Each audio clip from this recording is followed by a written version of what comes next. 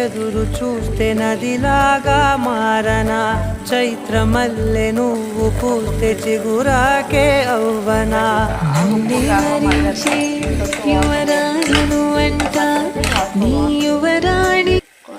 Water వేసుకోవచ్చండి, ఉడికాక మనం దింపేసుకోవచ్చు.